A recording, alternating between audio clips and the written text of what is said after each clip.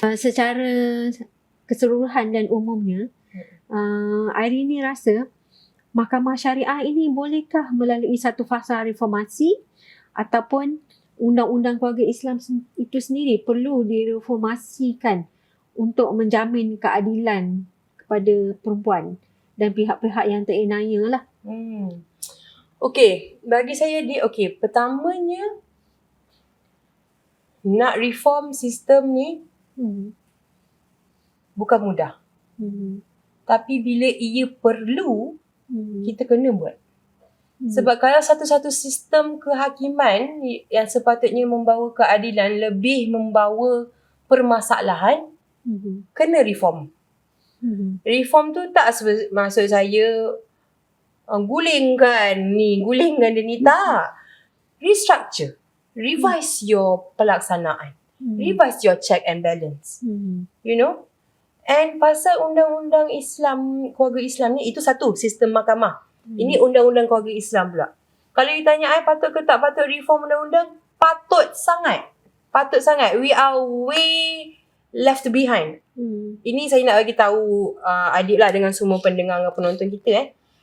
Masa 1984 tak silap saya, di mana undang-undang keluarga Islam pertama dikenalkan di Malaysia, kita punya undang-undang keluarga Islam merupakan undang-undang yang paling progresif dalam semua negara Islam. Tapi lepas 1994 dan 2003 berlakunya amendment kepada keluarga Islam, undang-undang kita dah terkebelakang sangat, adik. Why do I say this? Okay, bagi satu contoh undang-undang. Undang-undang tentang poligami di Malaysia. Masa awal-awal kita kenalkan undang-undang Islam pasal poligami, ada 5 adik syarat untuk berpoligami. Yang I nak highlightkan syarat pertama dengan syarat kelima untuk berpoligami. Syarat pertama, kita kena tunjukkan kepada mahkamah perkahwinan poligami itu perlu dan patut. Perlu dan patut tak silap I. Lagi satu yang kelima ni, perkahwinan poligami tu tidak boleh mengurangkan standard of living existing family. Maksudnya kau nak kahwin 3-4, kau make sure taraf hidup anak kau dengan bini kau yang sedia ada ni tak jatuh miskin sebab kau nak ni. Okay, itu syarat kelima. 1994, syarat kelima ini dibuang. Kalau betul membela nasib wanita, keluarga, kanak-kanak, kenapa buang syarat kelima ni? Syarat kelima ni lah yang paling penting. You jangan sebab you tidak boleh mengawal hawa nafsu, anak bini you miskin, terdampar, kena mohon bantuan ini, bantuan itu. Padahal sebelum ni elok je dia hidup diorang. You know? Tapi kena buang syarat ni.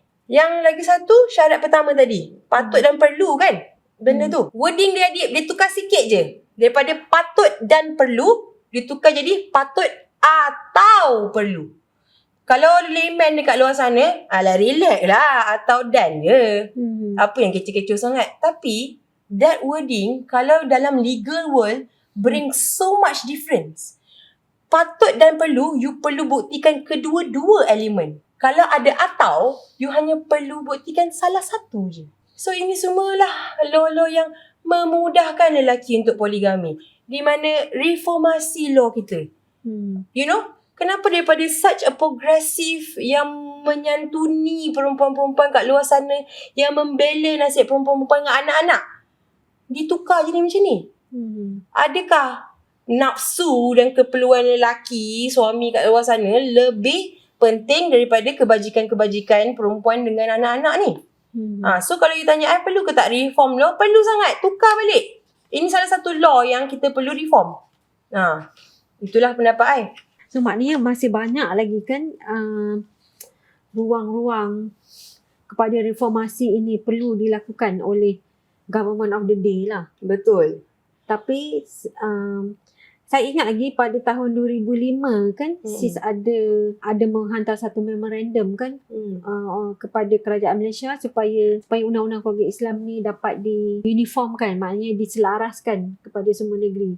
Di mana undang-undang keluarga Islam wilayah persekutuan menjadi contoh lah kan kepada informasi untuk negeri-negeri lain. Tapi sampai sekarang masih tidak ada perkhabaran ataupun update daripada permintaan SIS itu kan. Betul. Saya kira benda ni jadi sebab yalah pertukaran government. Kita hantar sehari ni memorandum dekat satu government, tiba-tiba esoknya dah tukar government. Itu satu isu. Lagi satu isu, saya rasa sebab, minta maaf lah cakap benda ni, tapi kementerian mana-mana pun lah, tak kisahlah bila kita cakap pasal undang-undang agama Islam, undang-undang keluarga Islam ni, ada yang rasa benda ni bawah bidang kuasa Kementerian Agama, ada yang tolak pula ini Kementerian Wanita, ada back and forth. Tak kisahlah mana-mana kementerian pun, saya rasa mereka ni tak memandang isu keluarga, undang-undang keluarga Islam ni sebagai isu utama. Diorang rasa benda ni pandai-pandai sendirilah engkau solve, ni masalah family, Tapi this is such a bigger issue than just a family issue.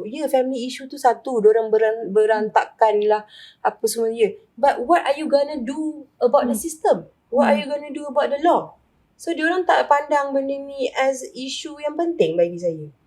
Kalaulah diorang, ini is an open invitation dalam podcast ni, datanglah ke Citizen Islam, duduk dekat Citizen Islam tu, angkat call Talinissan. I jemput. Mana-mana kementerian datang, angkat, dengar cerita klien Talinissan ni. It's not a happy story tak pernah satu pun kita orang angkat phone Talinissan, hello Talinissan, boleh kami bantu? Tak ada yang tiba-tiba macam Alhamdulillah, tepuk tangan, tak ada. Semua yang kita orang dengar, ya Allah stresnya, ya Allah kesiannya, ya Allah kenapa macam ni. It's frustrating lah untuk dengar benda ni dan still no further action from orang-orang yang ada kuasa untuk mengubah. Okey, seterusnya kan, apa agaknya harapan Puan Arini terhadap proses Mahkamah Syariah? Apa yang perlu ditambah baik untuk melancarkan urusan membuka fail, mendaftarkan kes, termasuklah juga urusan pendengaran, keputusan, kehakiman dan juga penguatkuasaan lah daripada pegawai-pegawai di Mahkamah Syariah ni? Banyak sangat, Dip. Kalau tanya apa yang boleh diperbaiki. Okey, saya start dengan satu dululah. Pertamanya, training lah pegawai-pegawai kaunter di Mahkamah Syariah itu. Training lah setiap 6 bulan, retrain balik. Ingatkan diorang apa tugas diorang, apa skop kuasa diorang. Sebab apa saya cakap macam ni, Dip? Saya ambil contoh situasi kes permohonan wali hakim atau wali raja. Ini you tak payah dengar daripada I. Ada satu time ni trending dekat Twitter pasal isu ni. Wali hakim, masalah permohonan wali hakim. You tahu, orang-orang pegawai-pegawai kat kaunter ni yang bagi arahan lanjut dekat pemohon untuk pergi buat carian JPN. Kalau bapak you masih hidup, you kena panggil dia untuk jadi wali you. Kalau seseorang tu kena sampai buat carian JPN nak cari bapak dia, do you think that bapak really wants to be the wali ke?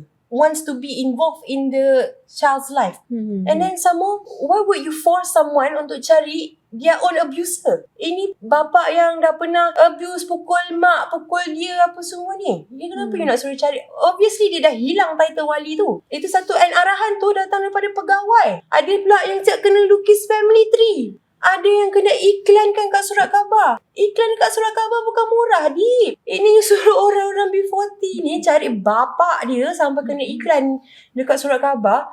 That is unnecessary. That is not your scope of work. I'm sorry. Pegawai kat kaunter, that is not your scope of work. Your scope of work, you tengok benda tu, you bagi dekat hakim. Hakim yang patut keluarkan arahan-arahan ni. Hakim yang patut dengar. At least hakim boleh dengar. Okay, kalau hakim bagi, awak kena cari bapa awak ni kat JPN apa semua. Dia at least dia boleh cakap, maaf yang Arif, bapa saya ni dah lama tak involve dengan kehidupan kami. Dia pernah abuse mak kami. Hakim boleh dengar. Dan hakim boleh cakap, okay, if that's the case, yang ni lah. Itu yang dia patut bagi. Tapi kalau bergaduh dengan pegawai kat kaunter tu, apa dia boleh dapat, Dik? Siap kena lukis family tree kat pegawai tu. Apa jadahnya? Pegawai tu nak buat apa dengan family tree tu sampai you suruh dia lukis? Kat situ, pegawai mahkamah kena tahulah kat mana you punya tugas. Apa yang bukan kuasa you, apa kuasa you. So kat situ saya rasa kena ada training. Kadang-kadang orang ni lupa dah kerja 6 tahun, 7 tahun, lupa. Kadang-kadang macam dia pula lebih pakar daripada hakim. So kena ada training tu. Satu. Yang keduanya, perbaiki tentang pendengaran ni. Tolonglah ada sistem recording dekat mahkamah syariah. CCTV tak jalan, recording tak jalan, tak ada bajet lah, apalah. This is necessary things weh. Dekat civil court, you cakap macam tu, mampus. Sistem rosak. Sebab tu susah pihak-pihak dekat mahkamah syariah nak refer balik apa yang hakim cakap tadi. Tak ada reference.